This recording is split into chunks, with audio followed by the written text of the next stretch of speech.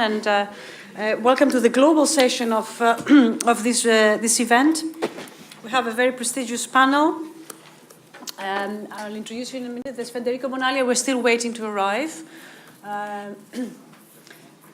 Alicia García-Herrero, my colleague also here from Bruegel, who will also start us with a presentation on her recent research on the issue.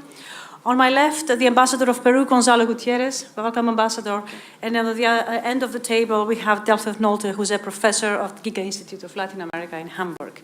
Welcome all. Thank you very much for joining us and for agreeing to participate in this session. What we're going to do is we're going to have a 15 to 20 minutes presentation on the issue, some of the research that Alicia has done, and then I will ask the panelists to give 5 to 10 minutes max comments on this. We can interact, and then we will open up the floor for a broader discussion, if that's okay with you. So I think we should start while we're waiting for Federico to arrive with your presentation. Could we please put the slides back up, please?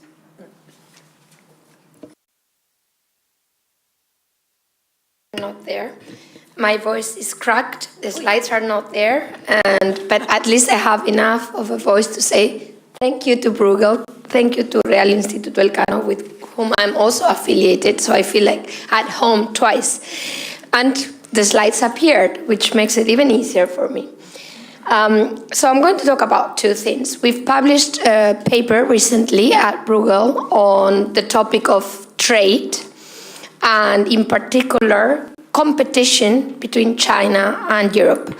I wish I could choose, in fact, for the title, I chose a nicer word, which is economic relations, trade and investment. But the paper we have already published really focuses on trade competition. We try to measure to what extent is Europe competing with China in Latin American markets. So I'll give you an answer to that in a minute. And the second part of the presentation hopefully will become a blog, a policy blog at Bruegel on China's investment and financing in Latin America. So we look at what are they doing, is it a lot, isn't it a lot, in which sectors, in which countries. So bear with me for the next 15 minutes. It's going to be, quite a ride in terms of data, but I hope I won't bore you too much. So the first question really is, to what extent do we compete? And to that, I'm moving my computer, and of course I'm not moving what you can see, which is not a good idea. So this is basically the world export share in Latin America. So, the graph on the right is in Latin America, if you can see that, and the left is the world. So we all know that China has become the largest exporter in the world, to an extent that not even Japan ever reached. It's just massive. So it would not come as a surprise to think that, maybe Europe, which is also a massive exporter, competes to some extent in Latin America. But of course, maybe the a priori would be, maybe not so much, because we export different stuff. We would expect to export different stuff. And the paper is going to show that this is increasingly less the case. We export more and more the very same stuff, and it so happens to be with an increase in value added. And this is basically the finding of the paper. So you see there that the share of European exports, the yellow line on the right, into Latin America is stagnant. It's not decreasing, but it's stable. And China's exports into Latin America have already surpassed those of Europe by quite a lot since 2010. So that's kind of the general idea which motivates our paper. The other important issue is that of course, Latin America happens to run a trade deficit with both Europe and China. So far, so good. But the size is totally different. The deficit with China is much bigger. You can see there. It's about 80 billion. And $80 billion is a lot for the region.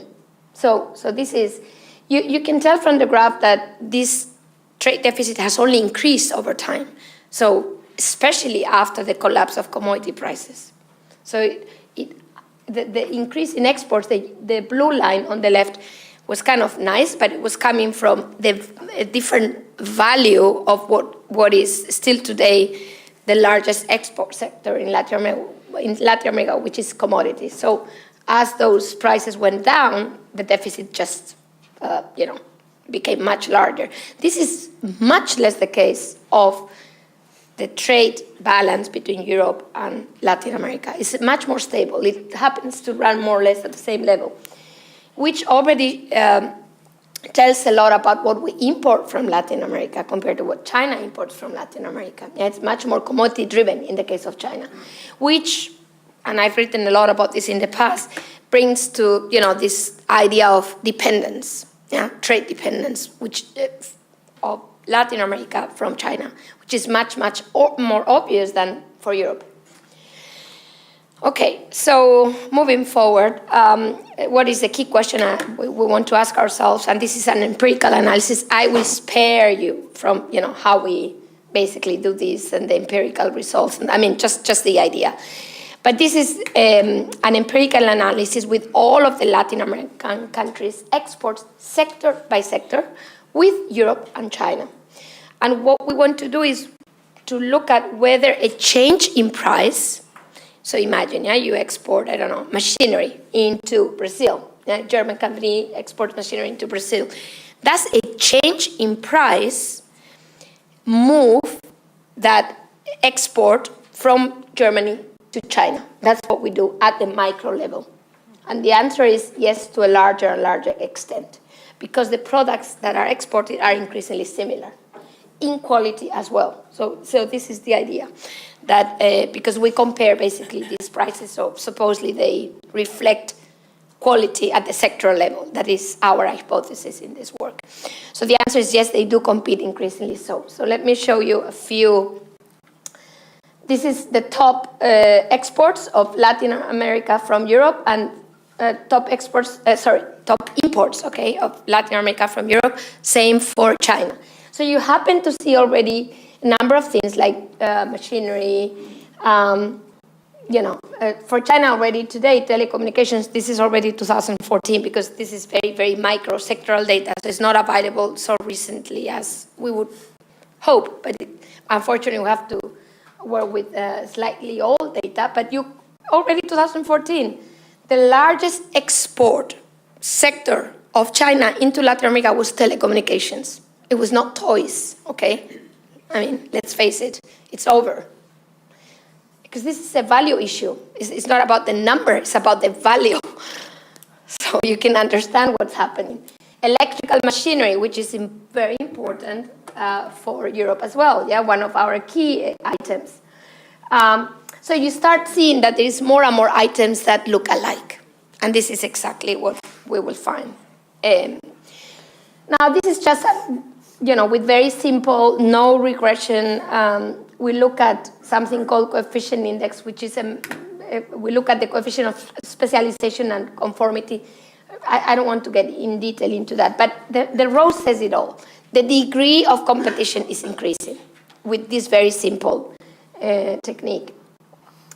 And by country, you see countries that have an increasing competition with China, so Spain being one, and the only one that is coming down is France in our sample.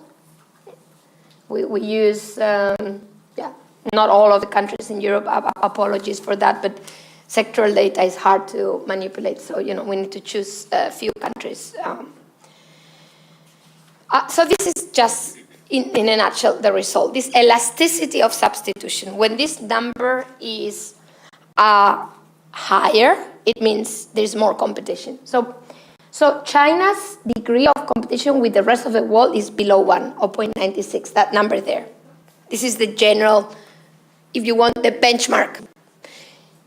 But Europe and China's competition at the sectoral level in Latin America is already 1.24. So you see the number is higher than global average. So in other words, China and Europe compete more in Latin America than China competes more generally in the world anywhere. That's what we find. which I think is quite interesting because I was not expecting that result. I was expecting still to be kind of a protected, region in a way. We talked about culture before. You may say, well, the volume already we know that China is the largest trading partner for many of these countries, but you would imagine it's only commodities and maybe only low-end products. This is not true anymore. And the only thing I want to do here is to convince you that this is not true anymore.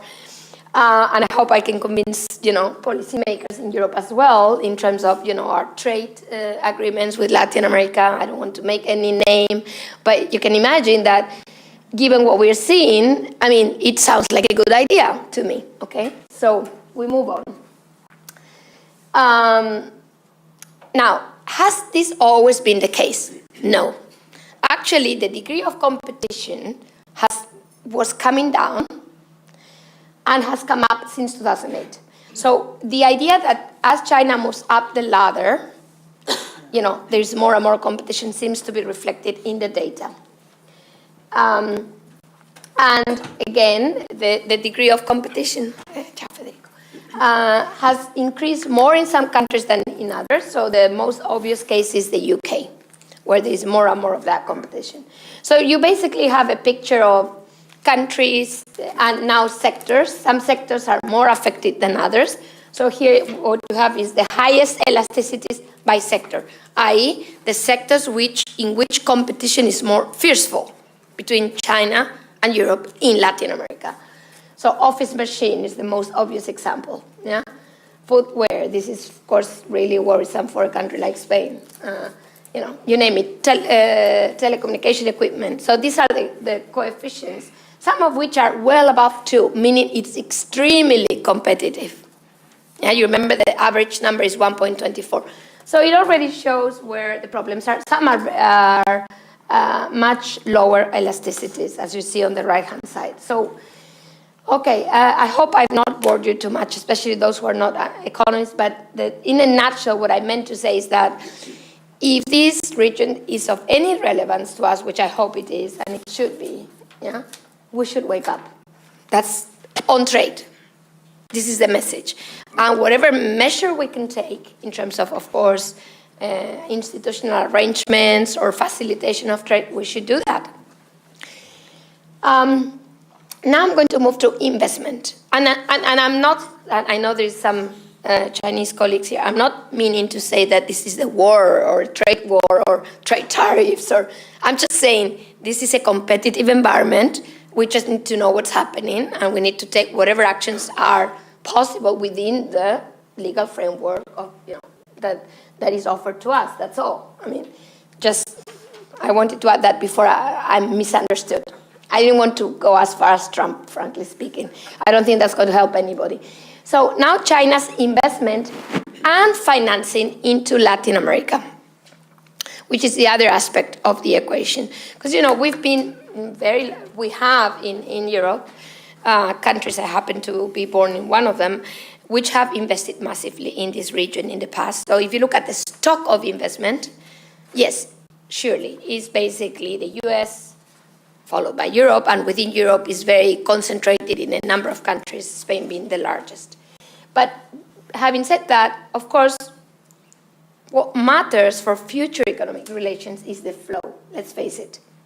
People look at what's happening today, not whatever stock you accumulated. The stock is important because it brings, it can repatriate profits, you can reinvest a little bit, maybe retain profits, you name it. But frankly, what moves the market is the flow, new investments. And it so happens that China is becoming one of the largest investors in the region in flow terms. Of course, not yet in terms of the stock. If you look at the stock, it's no more than 10%. But this is coming at a very fast speed. Now, whatever I said now, I can tell you that it's very hard to prove because the statistics are simply horrible. And the reason why they're horrible is that China basically invests through offshore, not only China, frankly, but in the case of China, it's even more obvious, through offshore centers. So you just can't track where China is investing into. So we will have to use a number of, micro data, as we did for trade, to answer this question. So So this is, we're going to talk about mergers and acquisitions, greenfield investment, project finance, and bank lending. So this is, again, the story of you can't find anything. If I take Chinese statistics, it seems nothing has happened unless you consider the British and Virgin Islands and the Cayman Islands as part of the region, which you could, but I'm just saying, of course, that's not the final destination, let alone China's investment through Hong Kong, which is massive. So you can't really find anything. You need to go to the micro data because everything you see is gray and light blue, which is these two massive offshore centers. Yeah, so can't get anything out of that. So what we do is we use micro data at the merger and acquisition level and at the greenfield level to have an idea. I'm telling you, it might still not be the actual number, but an idea of how much has been invested by China into, say, in 2017. So say the official number is, we only have data for 2016, nothing. It's not even 2 billion. Of course, this is whoever and ambassador of Peru knows very well, only Chinalco. I mean, this is just not true. Of course, China has invested much more than that in Latin America. So the numbers we find in terms of M&A and greenfield is about something between 13 to 15 billion. And I do think this is underestimated because, again, it's excluding investment. I can give you an example of one of the latest investments in Brazil that China did, actually. I think it was in the utility sector through a subsidiary, a Brazilian subsidiary in existence already. So that won't be counted here because it's like an intra-country investment, if I may say. So this is just the bare minimum, which we could track. Yeah? But as you can imagine, in terms of flow, it's not bad. It's a relevant amount for the region. And it so happens that it's coming from a much higher figure in 2016. I just heard that from some Peruvian colleagues that was a year. Yes, that was a year for everybody because China's investment has actually slowed down in 2017. We can talk about why. This is, frankly, I believe, quite unrelated to Latin America. It's more about China's own policies in terms of foreign direct investment. And by destination, and this is only merger and acquisition, I will show you greenfield investment later, is mainly Brazil. And it's not only mainly Brazil, it's Peru second, by the way, and it will appear even higher in a minute.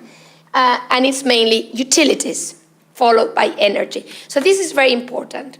Remember, Brazil and utilities as the key sector and country for China to buy. This is M&A, to buy companies. Yeah? State Grid, for example, obvious case, massive purchase in Brazil, followed by energy, by far. Only half of it is energy, 24% compared to utilities. Now, if I move to greenfield investment, the picture is very different. So this is greenfield. So you see it's not as big. You remember the figures, all in all, it was 15. So it's like half of M&A. Again, this is much smaller than I think it really is. But it gives you a sense. It's like 1/3 greenfield, 2/3 purchases of companies. Not too different from the rest of the world. So I see no pattern here for China. It's just the usual combination. But look at this. In greenfield terms, they are investing in Mexico, in Brazil, and in Peru at the same level. So you can already see that what they're doing to buy is not the same as what they're doing to, and you can imagine, Mexico with massive platforms, maquilladoras. You don't need to buy a company. You can just set up your own. And the Koreans have done this in the past, the Japanese, even, of course, European companies. So I think this shows that they're following the existing model. Peru is more of a mining issue, and we can get into detail. Maybe we can hear about that case later. Project finance, this is totally different. When you invest, either M&A or Greenfield, you own. You bear the ultimate risk. But when China does project finance, it's just financing a project. Of course, it can be responsible for that. These are long-term projects, but it's not the very same idea of investing.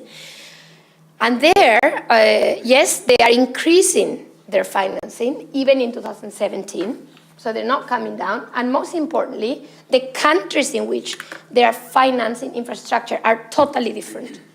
The largest is Argentina, followed by Venezuela. So, they invest in countries, they finance other countries. And by the way, we've done a very similar study for the whole Belt and Road, and it's the same idea. China buys in the West, buys, finances in the emerging world. They don't want to hold the ultimate property, the ultimate risk of those operations. And this is basically more into energy. So they finance energy and transportation projects. They buy utilities, which is, as you know, kind of a stable income stream in the future. I mean, it's not stupid, let's put it this way. It's actually very clever. So whoever thinks, they just buy, I don't know. I even heard, I come from Madrid, somebody told me they may buy Real Madrid, and I thought, no worries. I don't think that's what they want to buy. They want to buy technology, not Real Madrid, but I don't think I convinced anybody. But the point is, I hope this is clear. They are basically using, at least lately, I think the idea that before it was all real estate or commercial real estate in the UK or something might have been true then. This is when, the Chinese leadership decided to change that pattern and go towards what China really needed. And you can tell that this is happening, basically, in a nutshell. Yeah. So finally, and this is my last word, I know that I'm running out of time, do not forget the actual lending by banks. Yeah. So you may or may not know that for many years, and this is, I actually work for both banks, so I feel compelled to say this, BBVA and Santander in the very past, and have some colleagues here, Spanish banks were the largest lenders, not only in terms of actual presence, local presence in the country, but also as cross-border lenders on top of everything. Yeah, and this is true for other European countries. European banks have been the largest cross-border lenders in the world for years and years and years. And there still are, but increasingly, with an increasingly smaller difference with Asian banks, not only Chinese, also Japanese banks, etc. In the case of China, it's very simple. The model is the lenders are policy banks, development banks. So you can tell what they can do. They can do massive long-term projects.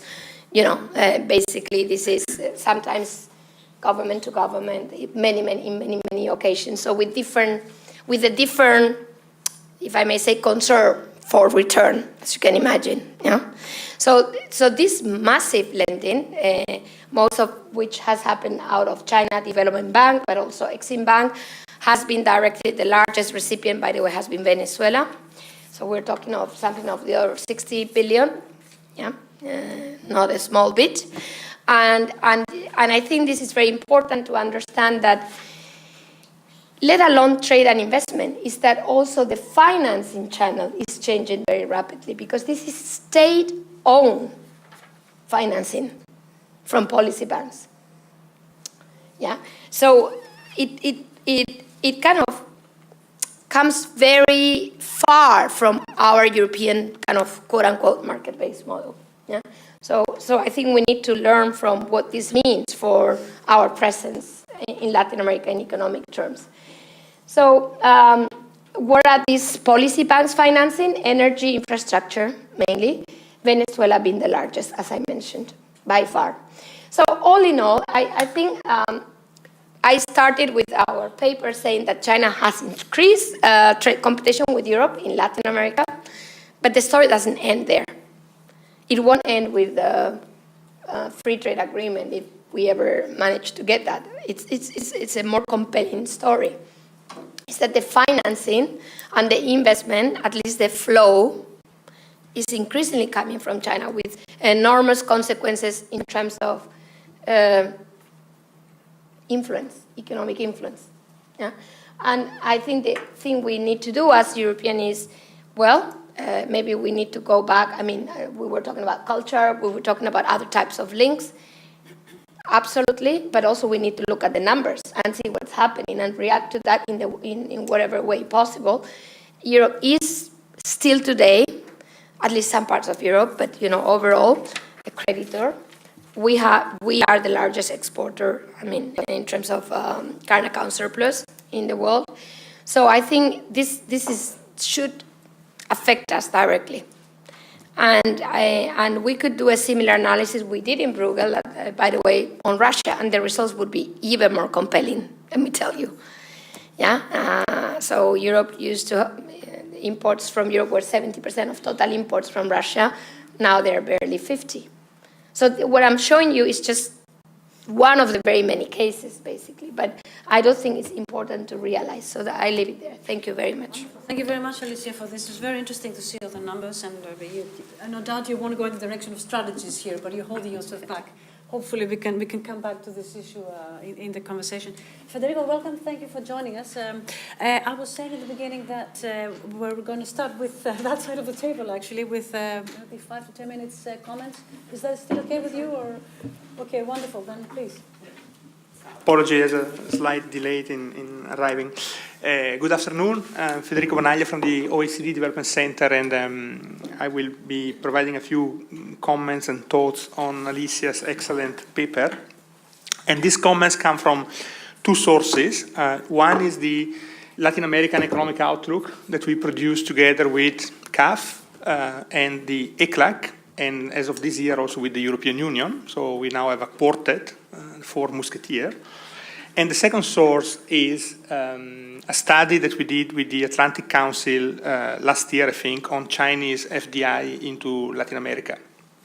So in the Latin American Economic Outlook, we've been analyzing the performance of Latin America for several years, and 2 years ago we decided to devote the outlook to China and Latin America, to look at an evolving relationship and to try to come forward with some suggestions about how this relationship could be mutually beneficial, in particular for Latin American countries. In the study that we did with the Atlantic Council, we look at some of the microdata that Alicia was referring to get a better sense of where Chinese FDI and bank lending are going, and what kind of strategic response Latin America could take to this new reality of Chinese investment.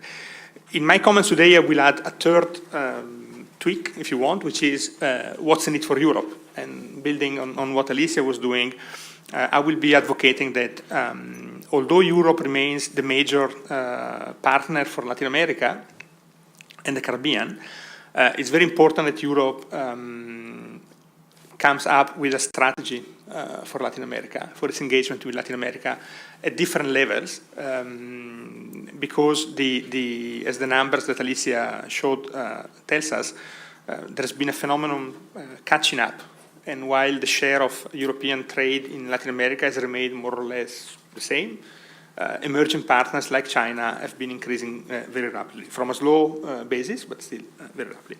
So let me summarize my three main points. The first point is that on the basis of our analysis of the relationship between China and Latin America, our assessment is that China has been a major source of positive development for Latin America and the Caribbean, meaning that it has provided to Latin America opportunities for diversification in terms of partners, not necessarily diversification in terms of economic structure, and I think that this is a point that Alicia also made. But overall, our assessment is that the relationship between Latin America and the Caribbean and China has been very positive for Latin America. The second point is that if you look at the issue of foreign direct investment, the data don't tell you much because of this problem that was mentioned before. But when you dig a bit into the microdata, you realize that Latin America has become an important destination for Chinese outward FDI. And This has followed a deliberate strategy that was put forward by the leadership in China in 2 white papers on Latin America, one in 2007 and one, I think, in 2016, where the leadership has basically directed or encouraged policy lending and SOEs and private companies to increase their engagement in Latin America while while aligning to the principle of independent development. And I think this is an important point to stress, that in the policy paper, my Chinese is nil, but colleagues that translated the first paper, and Alicia can read the original, says that the exact wording is, here, Chinese firm will align with countries' need for independent development. This is what is in the 2016 white paper. Now, if we look at the evolution of FDI between 2003 and 2016, it has increased enormously, Chinese FDI in Latin America. I think that the cumulative is in the range of $110 billion. If you think that in 2016, China FDI was 200 billion globally, which is, I think, 10% of the world figure, and that in 2006, that was 2%.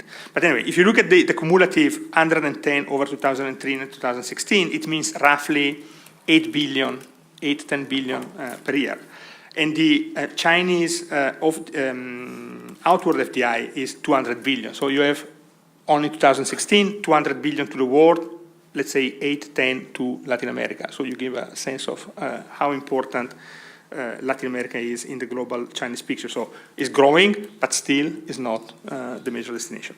If you look at the source, 80% of this FDI comes from state-owned enterprises.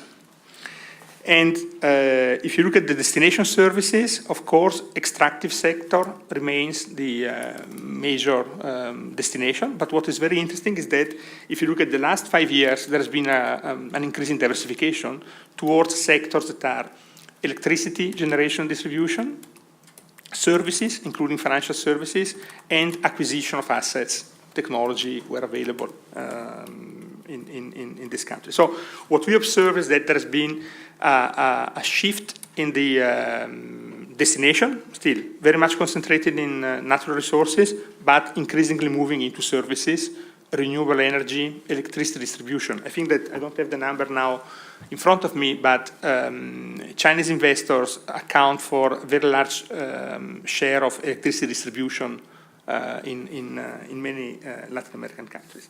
So my second point was things have changed. Increasing interest of China vis-à-vis Latin America, clear policy strategy, diversification. In terms of countries, as was said, the countries that engage in this, I wouldn't call it barter FDI, but that have in barter trade like Venezuela or others that are pairing through commodities, of course, remain a very important destination. Brazil is a very important one. I think that over the period we are assessing, there were like 60 billion of investment going to Brazil. If you add to that 15 billion coming from Chinese Development Bank, it shows that there is a very strong interest in Brazil, not only for the domestic potential, but also because of the relationship that Brazil has in terms of exporter of soybeans and other agricultural products. Final point is what's the need for the European Union? As we said, the European Union remains a major trading partner of of Latin America and the Caribbean, and Brazil, of course. But we see that there is a need of building stronger engagement between the European Union, Europe, and Latin America. There are some positive signs that are emerging. This morning, Commissioner Mimica was mentioning this new approach that the Commission is putting forward that goes under the name of Development in Transition. Of course, as it was said, development cooperation, development assistance is going to Latin America, a very small part. I think that 6% of the EU cooperation goes to Latin America, and mostly to regional programs and some smaller economies.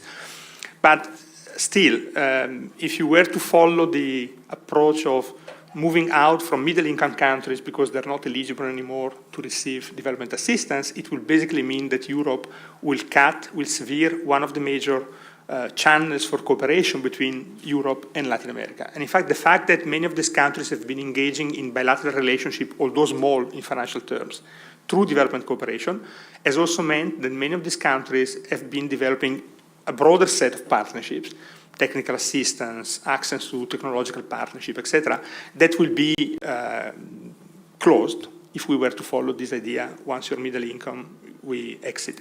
So in our perspective, it's very positive that the current Commission and the leadership of the Commissioner Mimica and Director General Manservisi has taken a very proactive step to say we need to remain engaged with Latin America. The new consensus on development that was approved in May last year, includes this cooperation with more advanced developing countries. And the whole idea of this development in transition approach is to remain engaged and developing new forms of international cooperation with countries that are transitioning to higher level of income. So it's a positive sign. It's probably not enough. I think that Alicia can speak much more to the trade component of what's going on. But our suggestion would be that China, fundamental partner, Europe needs to do more. Thank you. Thank you for a very clear message. Well, let's hear it now from some of our Latin American colleagues. Ambassador, the floor is yours. Well, thank you very much. Thank you for the invitation and for being present in the excellent presentation of Mrs. García-Herrero. I wanted to present some of the figures that she already presented, but also I would like to make a reflection from more a political standpoint on the relationship between Europe, Latin America, and China. But let me touch a little bit on figures. My source is EU-LAC, the report that was prepared indeed for the last minute meeting we had between China and Latin America in March, a few months ago. And in general, that report says that the relationship with Latin America in terms of trade has increased in the very last year, but not at the level that it was before. The trade between Latin America and China in exports from Latin America increased in 10%, which is not bad. But in imports, the increase was 18%. So we are catching up again, but faster in our imports from China than our exports to that country. But I think it's a little bit simplistic to look just to the whole picture of Latin America and the Caribbean. The picture should be taken by groups of countries. In the case of South America, for example, it's different, where you have several countries that have a positive balance with China. Countries like Brazil, like Argentina, like my country, since 2016, we got a surplus in our trade relationship with China. But as Ms. García-Herrero explained, what we are trading with China? Basically, Latin America exports to China are soybeans, copper, iron ore, and oil. Those four products are almost 70% of the whole trade balance from Latin America. If you take it separate, the first export is copper. In raw material or refined, you add those and they are like more than 26% of our whole exports to China. Then soybeans, iron ore, and oil. Now, other agricultural products are becoming the new frontier for the exports from Latin America to China. They have increased. In 2010, we export around 10% of the whole products from agricultural sector. Now, in 2016, that level was increased to 30%. But this trade is basically concentrated in 4 countries, or 5. Brazil, Argentina, Chile, and Uruguay. Those are the main agricultural traders. What about investment? I think the presentation was very precise and very detailed on investment. In general, China is becoming more and more important in Latin America and the Caribbean, mainly through merge and acquisitions, but also there's investment, if we can consider investment in loans and projects. And here I would like to stop for a minute. You will see that from China, there's reluctance to participate in private-public projects, PPPs. They prefer also to work in turnkey projects that are contracted by the countries and not to risk to participate in the area. And this is a characteristic that, at least in my country, we will try to overcome. We will prefer an investment that shares the risk with the country. I don't want to repeat some of the numbers, but as Ms. García-Herrero said, the foreign direct investment from China, it's going mainly to areas such as telecommunications, real estate, food, renewable sources of energy. That's the new trend now. From the 8 biggest investments in 2016, 7 have been in Brazil. And that's, I think, is giving us a message of how they see us. The investments in infrastructure, they are basically focused on oil and coal production. And here is Venezuela, the main recipient of this flow of investment or loans from China. And this kind of loans, they come with a commodity clause. So the repayment is closely linked to the production of oil. And that may be causing disturbance in the relationship with these countries, especially if we see now the case of Venezuela. One of the elements I wanted to touch, leaving the figures aside, is the expression of competition between Europe and China for Latin America. And last year, when we were talking here about the subject, one of the elements that was present is mentioning that between Latin America and Europe, we have a community of interest. We have the same perspective of the world. We share the same values. And that in the case of China, that doesn't exist. Well, let me tell you, I'm starting to doubt on that. From one side, because we share these values, these approaches, this view of the world, but this is not reflecting at the same level in the trade agreements, in the integration agreements that we have with Europe. I was telling some of my friends from Latin America that my reputation is absolutely disappeared, because in last December I went to Paris and said, this month we finished the agreement with Mercosur. We are 6 months later and nothing happened.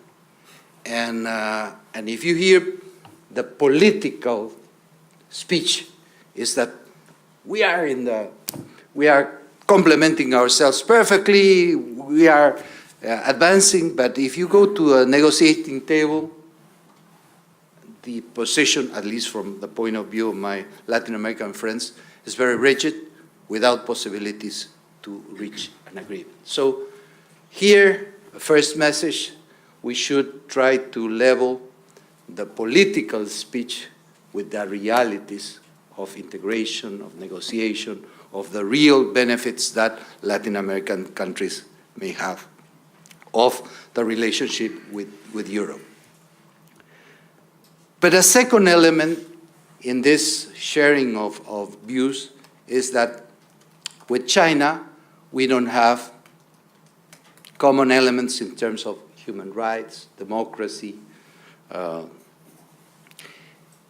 And that was, I think, the case until very recently. In that particular meeting of the Latin American and Caribbean countries with China, a few months ago in March, we saw a significant change. Up to that level, never China wanted to talk in our bilateral declarations about human rights, democracy, multilateral system. That's not the case anymore. Now, the same values that we enhance, present in our relations with Europe, they are also present in the last declaration we had with China. In that statement that was approved by the heads of state from China and Latin America and the Caribbean, there's reference to the protection and promotion of human rights, including the right to development, fundamental freedoms, promotion of democracy, inclusion, participation, institutional strengthening. So what's the difference now, at least at a declarative level? Okay? So there's even an additional element that is very relevant now, climate change. Now in our relationship between Latin America and China, climate change is one of the key elements. And China is very willing to participate, to cooperate, to promote the measures that were agreed in Paris to fight against climate change. If we see this in contrast with other important Western countries, this is a particular change. So we are not seeing a variation just in the economic relationship. Also, in terms of global political change, we are seeing a difference from before. One of the main initiatives of integration of China now is the Silk Road. I think everybody knows about this Silk Road, which has not considered previously Latin American and the Caribbean. Okay, again, in March, in the Santiago meeting, President Xi Jinping, and I will try to read he promoted a special declaration from China saying that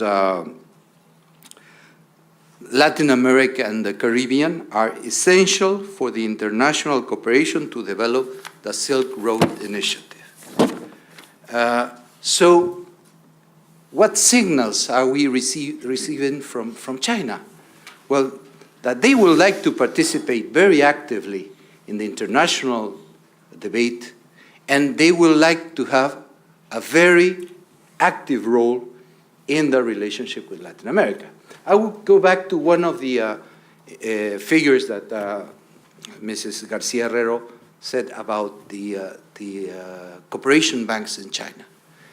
The Development Bank of China and the Exim Bank of China, they have lent to Latin America and the Caribbean more money than the Inter-American Development Bank, the CAF, sorry, Guillermo.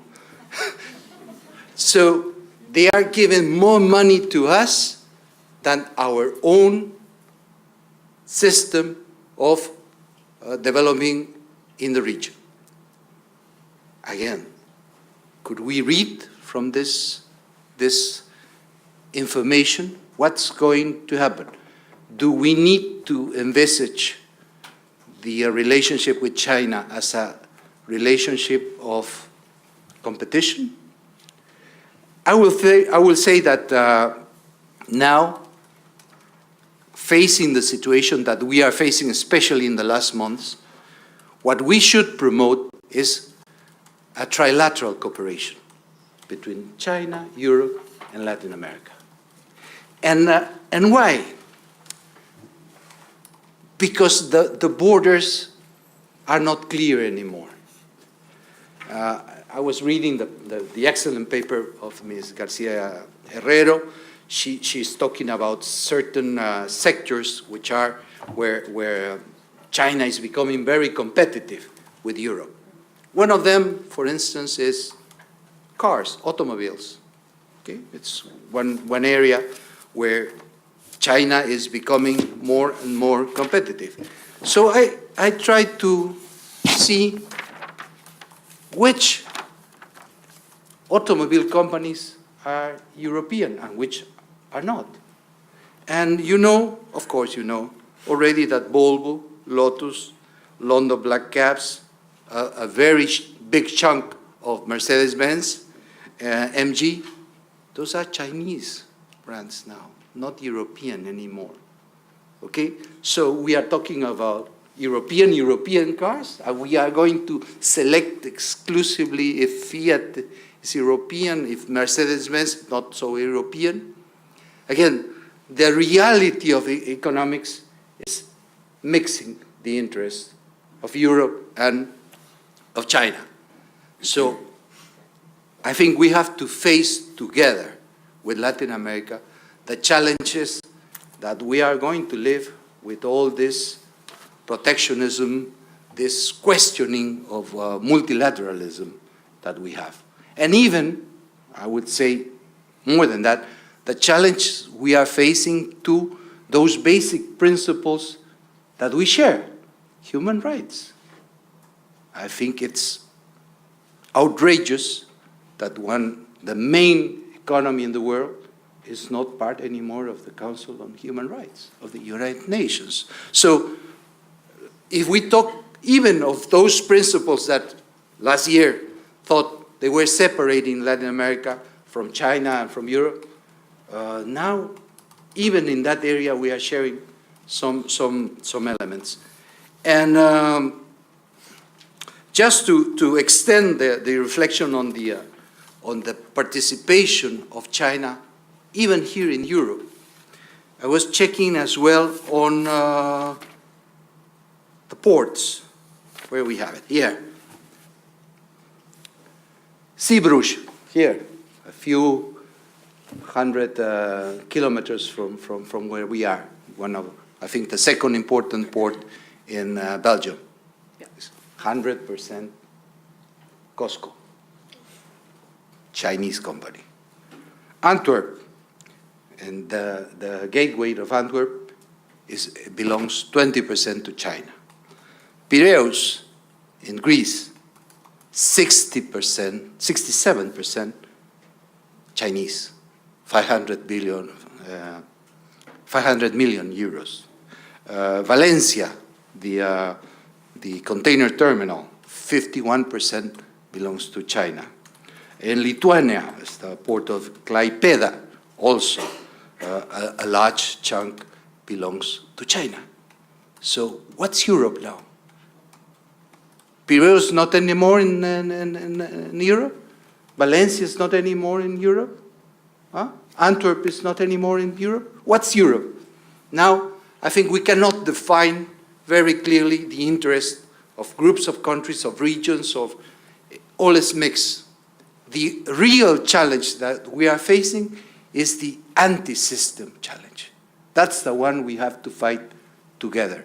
And I think in this complementarity between Latin America, Europe, and China, we have a lot to work together.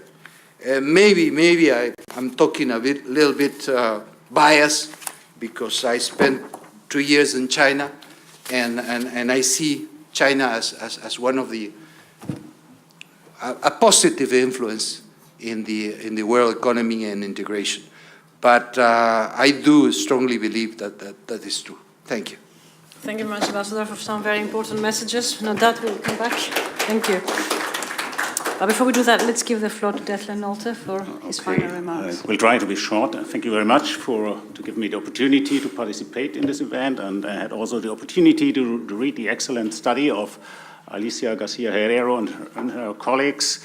In a certain way, it complements and updates quite well a paper that I published in February with the title "China is Challenging but Still Not Displacing Europe in Latin America." You can download it from the GIGA website.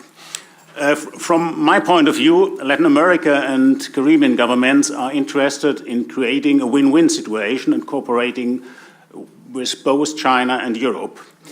While the third EU-CELAC summit scheduled for October 2017 had to be postponed due to the ideological polarization between Latin American governments, as has been mentioned before, the second China-CELAC Forum took place as planned at the end of January 2018, where the Chinese foreign minister met many of his Latin American counterparts.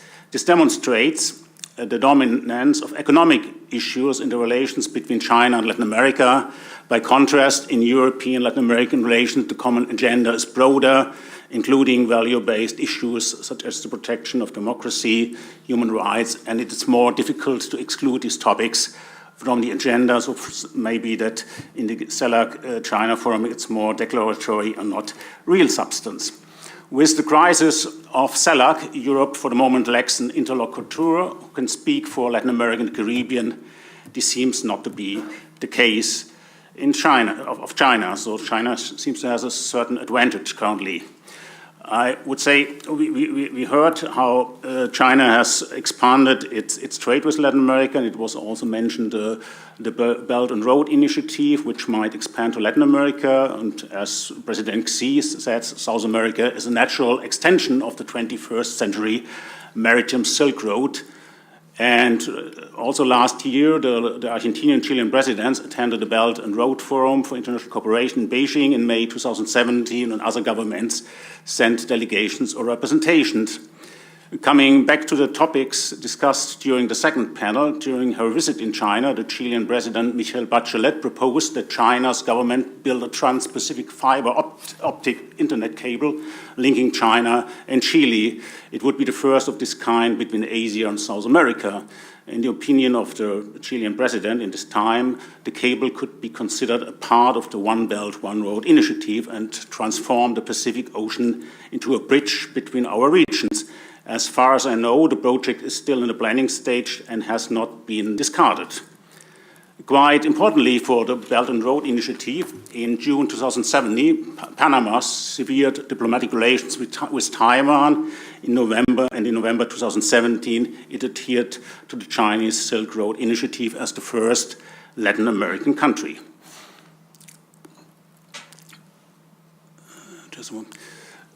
I would say China's relations with Latin America are pragmatic, covering a broad political spectrum and evincing a strong focus on economic topics. But China is also projecting soft power to advance its interest in Latin America, and China is taking advantage of the negative agenda of the United States and Latin America. Moreover, it has started a new offensive to pull over the remaining Central American and Caribbean countries, which still have diplomatic relations with Taiwan. After Panama, the Dominican Republic was the next country breaking diplomatic relations with Taiwan, and more countries will follow in the future. As we heard before, China has become a strong competitor of the European Union in Latin America, and Europe will not recover its former position in Latin America. But the result of the competition with China will depend also on European politics. Moreover, there's a certain disenchantment with China and Latin America and the fear that one economic dependency will be simply substituted for another. From this perspective, Europe is perceived as a counterweight to China and Latin America. Europe should take the Chinese challenge in Latin America more seriously. The European Union should engage more with Latin America by developing a clear strategy and should compete with China by offering better conditions, for example, in trade. Therefore, concluding and improving upon free trade and cooperation agreements with Latin America should be a high priority, as in the case of Mexico, Chile, and the Mercosur. So it's quite difficult to understand that while European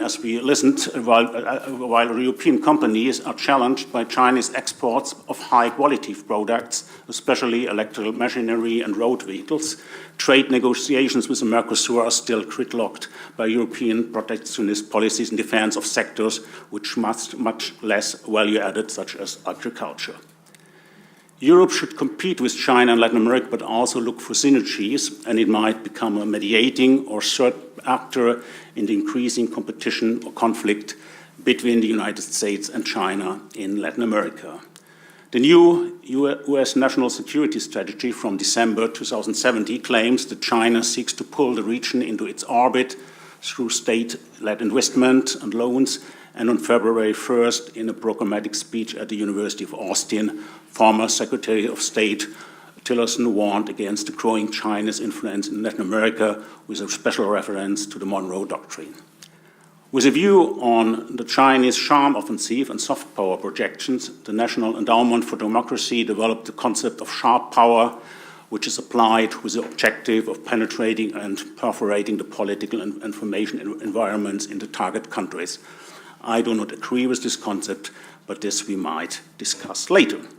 There's a risk that Latin America becomes again the battlefield in a global power competition, and there will be also a spillover of the trade conflict between the United States and China, where some Latin American countries might harvest short-term benefits, as for example the producers of soya beans. Other countries will suffer from negative effects or will be forced to take sides in the conflict.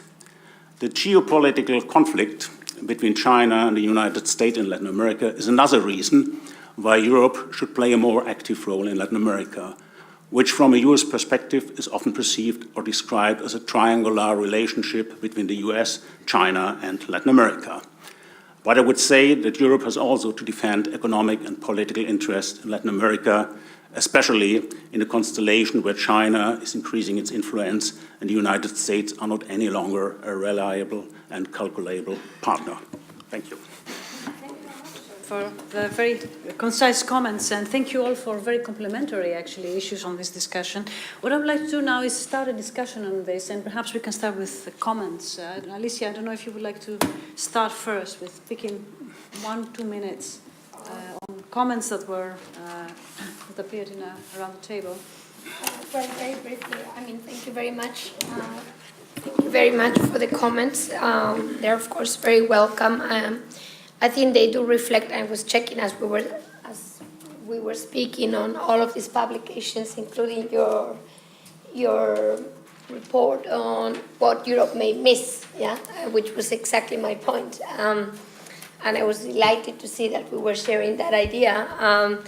And also quite a positive view on China that we heard from Ambassador Gutierrez and from Federico from previous studies as to what may be their impact in the region. I think, frankly, when a new hegemon comes, it's good news for others, because there's choice. As simple as that, They're not stuck with, say, the US.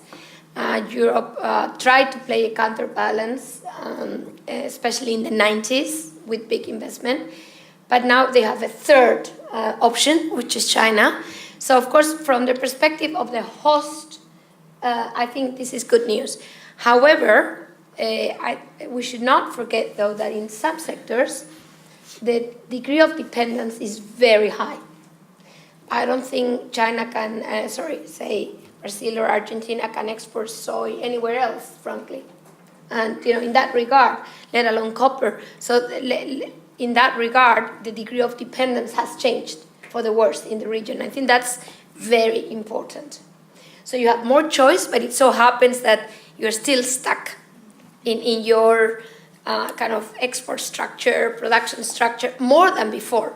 We actually wrote a piece, it's already unfortunately dated, but we were showing what was the degree of concentration in terms of economic structure and export structure in the region, and it had only increased with the arrival of China, as you would imagine. So of course, it's a great thing, but in a way could be a devil in disguise, because it has, in my opinion, prevented the region from moving beyond commodities for many years when the prices were high. So I think that this is something to realize. And as everything, when it reaches a tipping point and you're increasingly dependent on China, because the direction, I think, from every panel is clear, I don't think we have a doubt as to where we're heading. The question is, will that choice, which is a three agents type of choice, Europe, US, China, become less of a choice beyond what we've seen so far? And I think this is really the risk for the region. The region needs to be ready to address. That's where I would leave it. Thank you. Thank you very much, Alicia. Federico, any quick comments? No, just to complement what was said, we have observed this increasing specialization of Latin America. If you look at a country like Chile, dependence on copper went up, despite the fact that Chile is probably one of the most advanced and economies in Latin America. Still, majority of production is concentrated in copper, majority of wealth is concentrated in Santiago. So there is I don't know whether it is only due to China, but there are still many challenges in Latin America in terms of diversification of economic structure, complexity, etc., etc. I think that this is one area where Europe, if we were to walk the talk and finalize this agreement with Mercosur and move forward, could play an important role. Because there are things that traditionally Europe would be able to provide that maybe China today is not in a position to offer. Also in terms of institutional setup, the use of structural funds, addressing disparities within Latin American countries, etc. I mean, there is a huge experience in Europe that maybe because of the institutional setup of Latin America today, although now there are three choices, which is good, I agree with Alicia, in some issues, in some areas, the closest choice for Latin America remains Europe because of the similar institutional development over the years. So I am, as Alicia, I think, worried in terms of not taking action, but positive in terms of more choice and the fact that Europe still has a role to play if it gets its act together and moves forward. So if I may ask, Ambassador, you said that there isn't much progress made on this agreement between Europe and Latin America. Do you see, perhaps, as we go forward, the very fact that we are removing from having free agreements from countries like the US, and engaging potentially in rather, distortionary trade wars, this might encourage Europe and the politics of Europe that you alluded to proceed with trade agreements elsewhere? Well, I hope so, but the reality shows that at least negotiators, they drag in their feet, huh? So I don't know. I really, in terms of the process of negotiation from Europe, to me it's mind-boggling. Because if you hear the political expressions, they are very positive. They are very in favor that the trade agreements should go on, that we should reinforce that. We are, Latin America, is renegotiating or improving agreements with Chile, improving the agreement with Mexico, but the real results are not there. So I really don't know. I think the element that where you have a relationship with China, that may be a limitation because you are creating dependency from China. That's very true, because you are focusing on a group of products, very limited, which where China is the main importer. But also, from the other side of the picture, you should know that China has around 22% of the world population, and only 7% of the productive land in the world.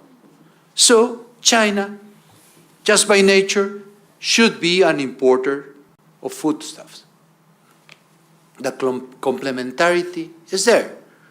As long as we are also depending on those imports, but China also is depending on the provision of the foodstuffs, and they are not going to appear just by chance in other places of the world.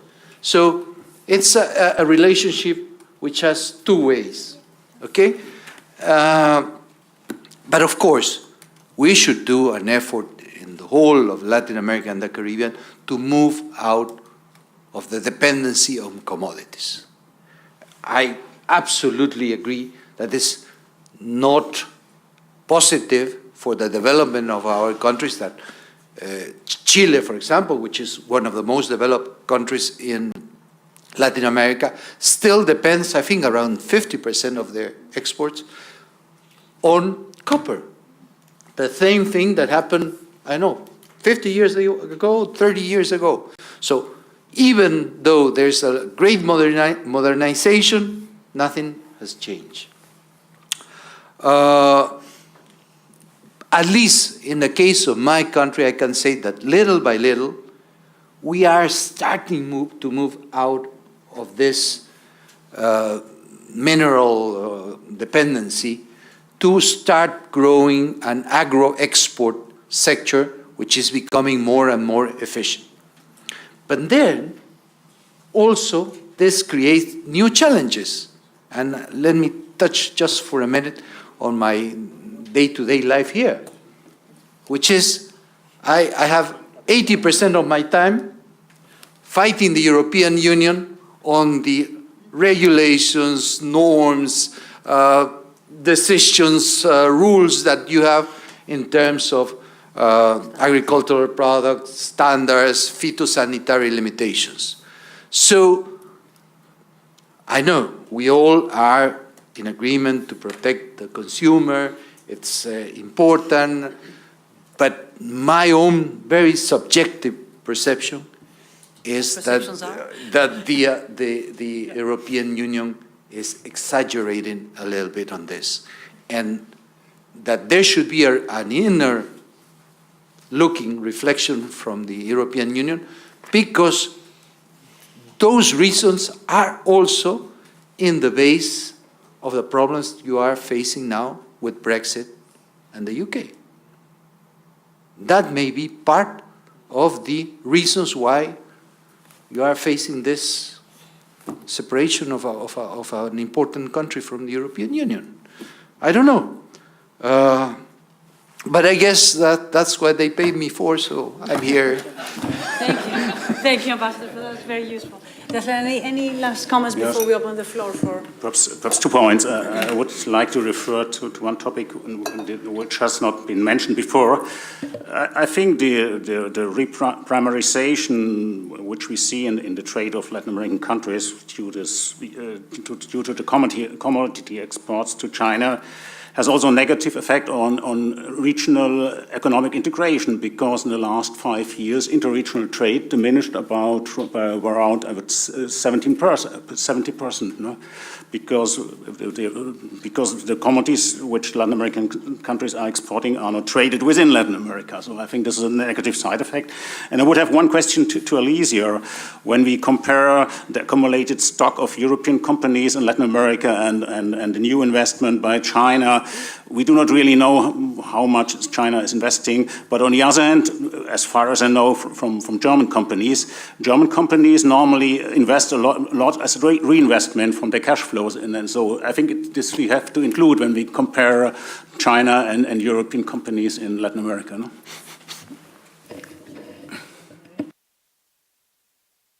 Because it's a minor, it's a detailed question, so maybe I just answer.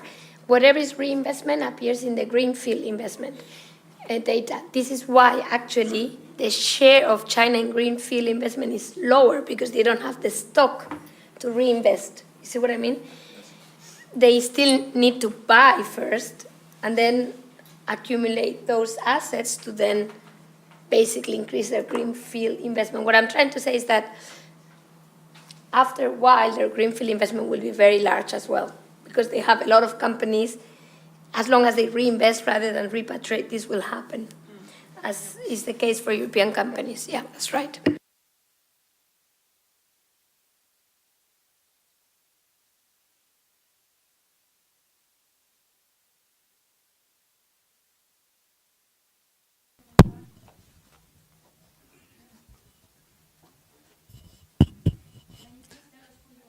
Thank you, Madam Chair. I'm Mr. Barouti. I'm senior research within Recherche et d'Augmentation Juridique Africaine. It's a small group of African lawyers. But by training, I'm a business lawyer specialized in shipping and maritime business. I don't have questions, only to express my appreciation to the Excellency Ambassador because what I planned to say is already said by Excellency Ambassador on shipping side, and maybe to add the fact that because he referred to the climate change issues, to add the fact that European regulation become more and more strong for European shipping company, so that the shipping company from Latin America and Africa and Asia will not be able to enter European port in the future because they have not meet the same standards. So it's time for European Union not to think about this. And I link my speech to what Mr. Guillermo said this morning, because they are planning to host 15 ministers of Latin American for the preparation for infrastructure issues. Please, if you can add that issue for shipping company to get European standard to bring agricultural produce in Europe, it to be a better thing. Thank you, Madam. Thank you, Mr. Chair. Good evening, citizens. My name is Angelos Harlaftis, EPAF's advisors. We represent here the EcoWaves movement, a pan-European and Mediterranean movement, which is based in direct democracy, in science and in ecology. Mr. Ambassador, thank you very much for your speech. It was very inspirational. But Europe is a very big thing. It's not the strategical points of the invasion of China to Europe. Because Europe has a lot of things which we don't know, most of us. That, for example, the chip industry in the East is dependent from our technology of the machines which are produced mainly in Dutch. So we, the Europeans, we have a lot, of course, to share in a peaceful way, but we have to stand on the bilateral relations, apart from the trilateral, which is very wise from your point, because the Chinese, they are doing their work very wisely. They are very ancient people, and they are based on the credit lines which the capitalists gave them, and they are playing with money which are not exist in order to create a communistic order even in your countries. Thank you very much. Okay, thank you very much for really an excellent panel. There's one thing I would want to take issue though with, and that is the ambassador, you said we can see China now coming in also as a partner in multilateral institutions for climate change. I'm all with that. But then you said, and even then we had the human rights issues and democracy, and they brought in that we have shared values and that. And there I would want to say, this isn't painful if we assume that position. Then democracy is an empty signifier, as the colleagues who study semiotics would say. Democracy is something different from the Communist Party of China. They claim to be democratic. It's fair if they do it, but it's a different conception of democracy than we have. And I think there's no problem of any deal that we want to do with China, but we should not pretend that we speak the same language if we speak about democracy. We just lose completely our own vocabulary if we do. Christian Guimers, EU-LAC. Thank you for the excellent panelists and information. It's more a suggestion that I would like to make for further investigation, especially for Alicia, in order to assess the impact of Chinese trade and investment in a region, especially in Latin America.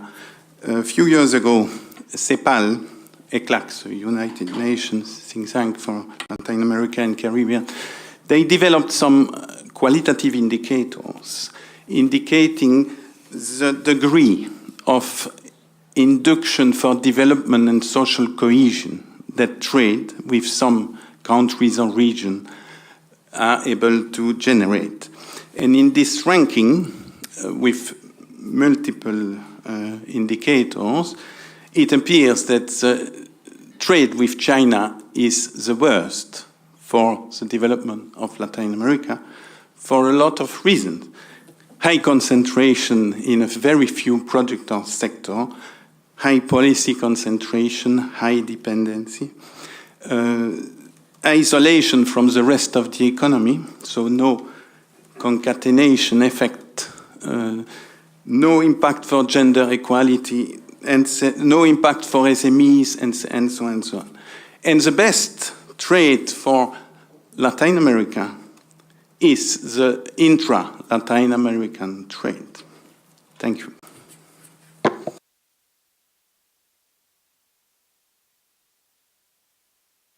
Thank you very much. Well, let me start by the last comments. I do agree that the best trade for us is the intra-Latin American trade, definitely, but it has a limit, okay? We cannot trade at the levels that we need in order to promote development just between us. The level of demand is not enough. If you see the different kinds of exports that we have, the ones that are more valuable, with more value added, more industrial, the ones that we are sharing between us. But that has a limit. So I think the principle that we should apply is not to put all the eggs in just one basket. For us, that's essential. We have to share, we have to have a very dynamic relationship between us, but with Europe, of course, but also with China and North America as well. It has been traditional our partner. However, we don't know what the future may bring. Democracy, of course. Absolutely, we don't have the same definition of democracy. But maybe sometimes we have to be a little bit tolerant from the experience of a country that has, 70 years with change, from a country where you have most of your population starving, with a tremendous problem of 200 years of imperialist occupation, to a country which now it's the second world power. But it's a different concept of democracy, that's for sure. The reference to Europe, which is not just that, absolutely. But also, China is not just what we see. Let me give you an information that most probably you don't know. My country has, the last census said, 31 million inhabitants, okay? 10% of our population, 3 million Peruvians, they have some Chinese ancestor. 1/10 of our population has some great-great-great-grandfather or grandmother from China. So we do have an historical link with that country, which is not evident, but it's there. So there's much more to know about each other than just the very small information that we present. And regarding the first comment of our friend, this situation between rules and the assistance for development that Europe is trying to promote are clashing each and every day. A week ago, we were talking with people from the Commission because they are preparing a paper on relations with Latin America. After almost 10 years, they are going to produce a new white paper on Latin America. And one of the messages that I mentioned that day was that we see that in the European community, sometimes, more than sometimes, often, one direction general doesn't speak with the other. There are a lack of dialogue, a lack of coherence between the actions of one area and another. Let me put you a small example.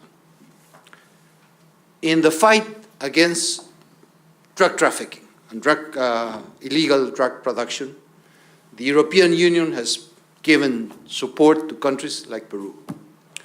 And this has been very successful. One of the areas is crop substitution. Move out the peasants from coca to another kind of production. What's the main product that should be focused? Cocoa, to produce chocolate. It has been a great movement from the peasants from coca to cocoa and chocolates. But what's happening now? That's DEFCO, that's Mr. Monservisi, all the group that promotes development. But then we have DG Sante, which is saying, oh, yeah, but you have cadmium in the soil, so most probably you won't be able to export for chocolate to Europe because the level of cadmium that we consider it's tolerant for people is too high in that product coming from Peru. What should I do? Go back to coca? I don't know. Tell me. Okay, you help me to produce something that could be very interesting in the modern market, that could be a production very efficient and very high quality. We need No. Let me tell you. Cadmium is not good for health. Okay? But why in your table the same level of cadmium that has chocolate, it's the same level that have potatoes? Why don't you limit potatoes at the same level than chocolate? No, because there we have a problem. Where do we produce potatoes? Give me an answer. Okay. Well, then You can take the cadmium and you can cultivate also cacao with less cadmium. You give the cadmium to our aerospace. If you have the technology to do that, we are absolutely welcome to know it. But the European Commission doesn't know that exists, at least to the best of my knowledge. Thank you. Thank you, Mr. Any other comments? For you, that's any comment? You can ask for more questions. We have time for one more round. Yes. One more comment. Yes. I think you're right that inter-regional trade would be best, but I think as far as I know, also the most optimistic calculations demonstrate that the margin to increase inter-regional trade is quite limited for Latin America. So I think this will not be the solution. And the other topic was mentioned, I'm not sure whether this bad image of Chinese companies is right. I think also Chinese companies are evolving, that they don't respect environmental standard. In the end, it's more a problem of the national governments, whether they enforce the standards, no?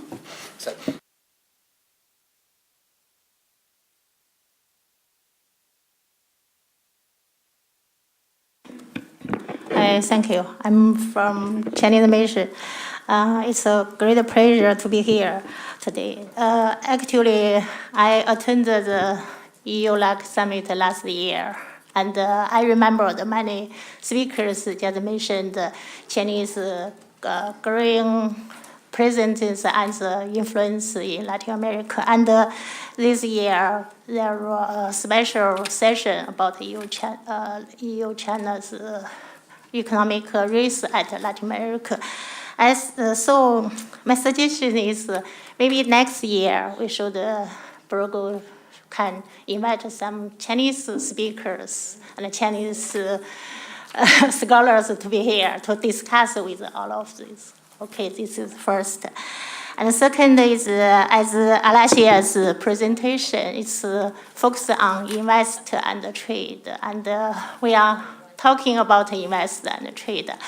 And I know this morning, and the European Commissioner Mimica just said, EU don't only focusing on invest and trade in Latin America. EU is also focusing on social dimension and sustainable development in Latin America.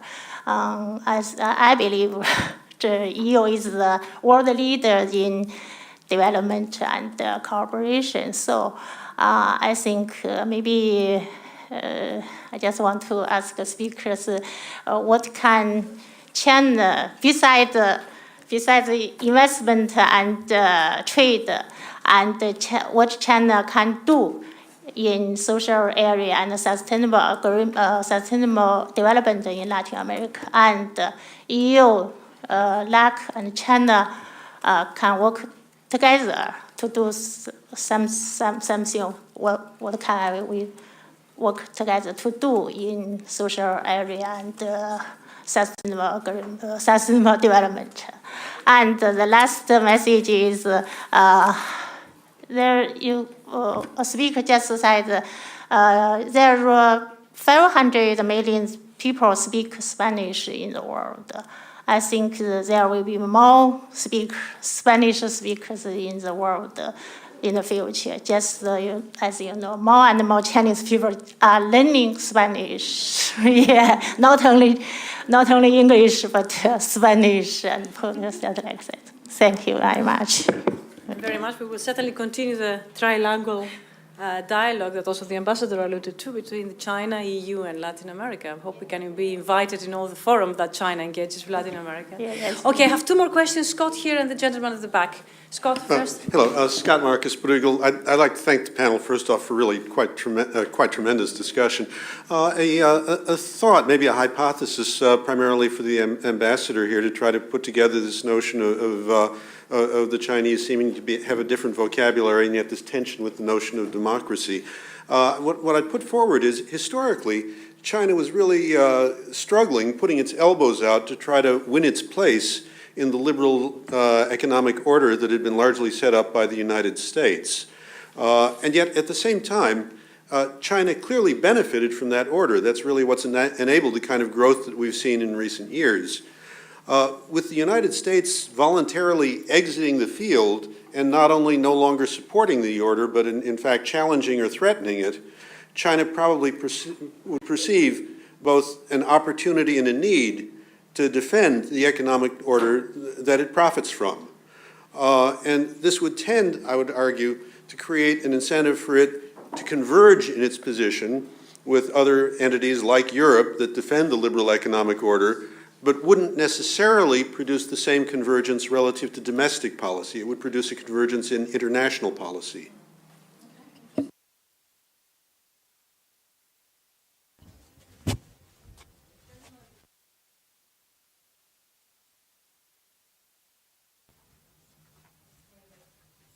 Thank you. My name is Hernan. I'm Senior Researcher in Inequality and Tax at Oxfam for Latin America.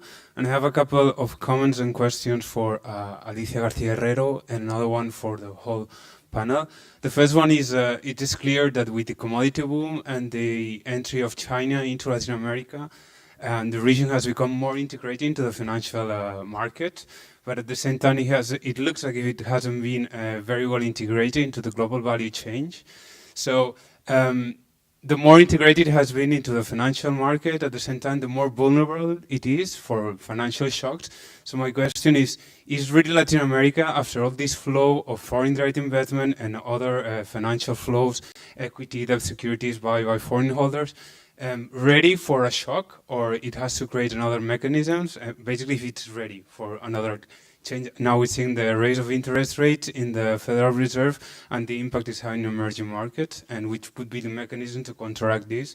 The second one is, we at Oxfam are very worried about, and we're working a lot on tax haven, offshore financial centers, call it whatever you want it, but which is the role of offshore financial centers in FDI, which even though we don't have data, which are the implications, which is something like for the last question is,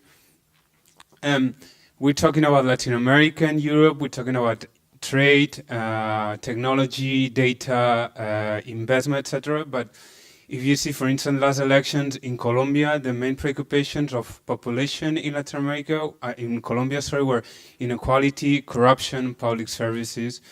And we're seeing a lack of trust on democracy at both sides of the Atlantic, in Latin America and in Europe.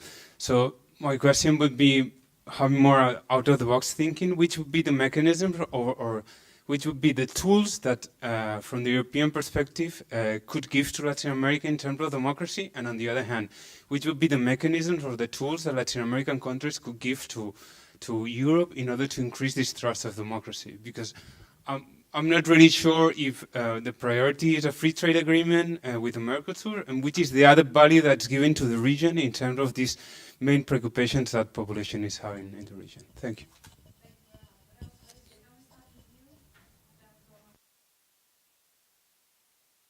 There were many, many questions, so maybe I'm going to focus on two from the China mission, and also the issues on, is the region ready for the next shock? Yeah. Well, I happen to do that all day long in my kind of daily job, looking at regions and how ready they are, and so I think I can take that one, although it's not fully related. So on the China mission, what can China do beyond trade and investment? Lots. Let's face it. I mean, and I think we need to be frank on this discussion. I'm not trying to say here that what China is doing now is not understandable. It's understandable because China's income per capita is 1/3 of that of Europe. And China has 22% of the world population. So if I were China, I would probably do what China is doing.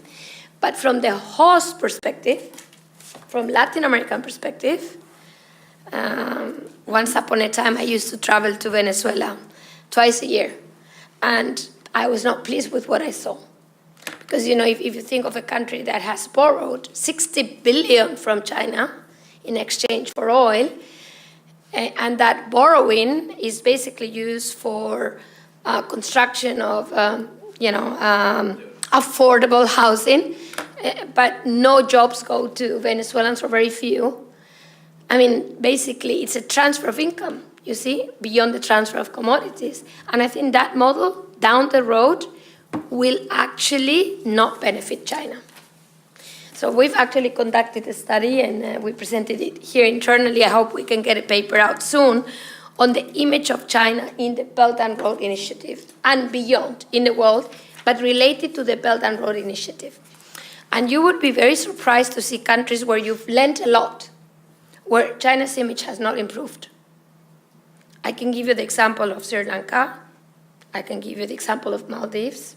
I can give you the example of several Latin American countries. So what I'm trying to say is, I don't think it's China's fault. It's the level of development that China has that in a way pushes China to use its resources, which are not only capital, they're also labor, let alone the transfer of technology, which is inexistent. But this could be also argued for a lot of other countries, not only China, frankly. But I'm just saying that I think for China's own sake, in an era of aging, as many others, it wouldn't be too bad to have other manufacturing platforms. You are investing in utilities, as Spaniards also did, to be frank. So I'm not arguing that it's only China. I'm saying somebody should invest in manufacturing in that region, because there is a massive, increasingly less young, but still young population that needs jobs beyond extracting copper, let alone Africa. I mean, this is what I think China could do. I understand what you did so far. In a way, I agree with it because, you were in that era of development, but your population already is coming to a point where your labor force is shrinking, about 0.5 percentage point a year. You don't need so many people working anymore. You don't need to offer jobs. I know that you're not yet ready in terms of urbanization. You're still bringing people to the cities to work. But at some point, I think it would be nice to offer the jobs to somebody else. That's my point. And I think it's a very important point for China's soft power in the future. So I think this is something that could be done. I'm not saying, again, that it was wrong. I'm saying down the road, in the future, this will help China in its image elsewhere. It's a different model, but I think one could start working on that idea. And on the region's readiness, I'm sorry to say that I don't think the region is as ready as it should be for what is coming. And I'm also sorry to say that other regions of the world, especially emerging Asia, I'm not going to talk about China now, are readier than Latin America for a much, more difficult financial conditions in the world, which are coming. We all know that. Why isn't the region ready? Well, because some countries, especially Brazil, have borrowed too much.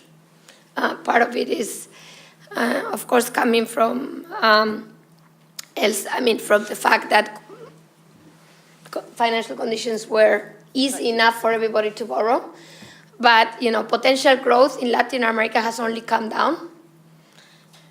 It's barely between 2 to 2.5%. It's very low for a region that is still emerging, if you think about it, yeah? I mean, ASEAN is growing an average of 5.5%. It's a big difference. So I would argue that the region really will have a hard time in navigating the new financial conditions, much tighter financial conditions. Some countries more than others. I think Peru is a very good example of, a country that has actually evolved quite positively, but this is not the case for major countries. Then there's major political question marks, Mexico being the most obvious ones. So I'm just saying, frankly, I understand the ambassador's disappointment with Europe. But as a European, I can tell you that sometimes I've also felt disappointed with the region. In as far as, and I want to be very frank, you are sitting on a gold mine. Maybe that's the problem. Exactly, that's the problem. That because you were sitting on a gold mine, when you are sitting on a gold mine and the good times come, it's hard to do what others need to do because they are not sitting on a gold mine. Thinking of Japan, Korea, and Taiwan in their development process. So this is the irony of being rich in resources. I'm not, and I think that this is why now I think the time has come for not only Latin America. I could talk much more widely about Europe, so don't take it personally. Another time. I'm just saying that I think it's a time for all of us to wake up. I think the good thing about China is a wake-up call. It's a wake-up call for all of us. It's basically a wake-up call of how we should become more productive, more innovative, more dynamic. But this is a wake-up call for all of us, not only for Europe, for all of us. Thank you, Alicia. We are actually coming to an end. Close. Federico, some final remarks? Yep. Thank you. I wanted to take the questions from the back on inequality and the like, and also to some extent address the comments. Thank you from our Chinese colleague. Starting from there, as I mentioned at the beginning, together with ECLAC and CAF, we did produce a couple of years ago quite a thorough analysis of the relationship between China and Latin America, and they've actually asked the organizer if they can circulate. We have a PDF copy of the study, where we have quite a nuanced view of how this relationship has evolved. And our overall assessment is that it's positive, but as Alicia was saying, there are things that should change, that should evolve. It's a huge opportunity for Latin America, but also for China in its becoming a global, if you want, player. And I think that the area of developing links, for example, in education, as you were saying, there are many Chinese students learning Spanish. There are huge opportunity for Latin American students to benefit from developments in academia, scholarships in China. I think there's a huge opportunity there, technology partnerships, etc., very much important. This leads me to the point on inequality. I think that we cannot look at inequality without looking at probably one of the most what I call La Trinidad, the trinity of the problems in Latin America, which is productivity, inequality, and governance. And the three things cannot be looked in isolation. If you look at productivity, labor productivity, today Latin America not only has productivity as a fraction of the US, but this fraction today is lower than what it was in 1950. So this is something that needs to be taken into account. Second, if you look at the redistributive power of the government, so tax and transfer, is much lower than what we observe in Europe. Not only is the tax revenue relatively low, take a country like Guatemala, I think it's 12% of GDP. Other countries like Brazil, Argentina, no, it's in the 28, 30. But the average for the OECD is 34. The average for Latin America, I think, is 25, 24 something. But the dispersion is, you have countries that are very, Paraguay, Guatemala, very low. Not only is the level low, but it's very much based on regressive taxes. And second, the redistributive power, the ability to reduce after taxation Ginies is very low, much lower than Europe. And this brings us to the last point, which is the point of institution and governance. I'm very honored to see that the ambassador of Peru here is with him a copy of our latest Latin American Economic Outlook on rethinking institutions for development, because in that publication we document how citizens in Latin America not only have decreased their trust in institutions, but have also increased their propensity not to abide by, I wouldn't say the rules, but half of the population in Latin America consider that it's justifiable not to pay taxes. 80% thinks that government officials and institutions are corrupted. And a large part, we have the figures here, actually opt out from public services like in health and education. So if you look at, are you satisfied with health? The average in the OECD, about 70% of the population will tell you that they are satisfied with public services in health. In Latin America, is slightly above 40%. So we have here a huge agenda where I think that China and Europe can help Latin American countries addressing this trinity of problems in complementary way. So I'm not saying Europe better than China or worse, but together, what is important is to have a clear strategy. Thank you, and I can assure you this discussion is also very relevant in Europe today, so thank you for bringing it up. Detlef, comments? Yes. After listening to Alicia, I think I have to defend a little bit China. When we look, is China really so different from Europe? When we look at trade statistics, I think what is happening, Europe is importing commodities from Latin America and exporting manufacturing products. And it's competing with China in both areas because the commodities imports might become more expensive. And as we listened in the first presentation, it's competing with China in regard to which manufactured products it might export. And taking the case of Venezuela, I think it was not Venezuela was never forced by China not to diversify its economy or to use the money for power projections in the Caribbean. And I would also say one of the major buyers of Venezuelan oil, and in this way also sustaining the model, are the United States. So I think to give all the fault to China is a little bit not justified. Thank you for that. Ambassador, you have the last word, perhaps a prediction for the future? No. I'm a diplomat, not a reader of the future. And just to say, I feel that my country, myself, we are very close to Europe. What I've tried to pinpoint, there's sometimes a lack of coherence in policies, in certain measures that could be improved. But for sure, I agree that the closest geographical area of Latin America is Europe, because we are the same.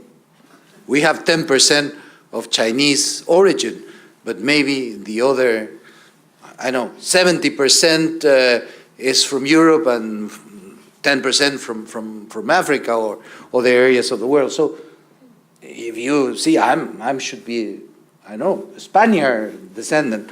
And of course, some Italian traveler in Peru in the 19th century, Antonio Raimondi, said a phrase which is very popular in Peru. It says that Peru is a beggar seated in a golden chair. Okay, so we have to, of course, learn how to use that chair in order to get a nice house and improve the situation, especially, as you said, in terms of better equality, and also an effort in governance. Because that's nowadays a problem which is touching everywhere. Everywhere. The problem of governance, the problem of corruption is touching everywhere in the world, and we have to fight against that. Thank you. Thank you so much. My apologies for keeping you beyond the time.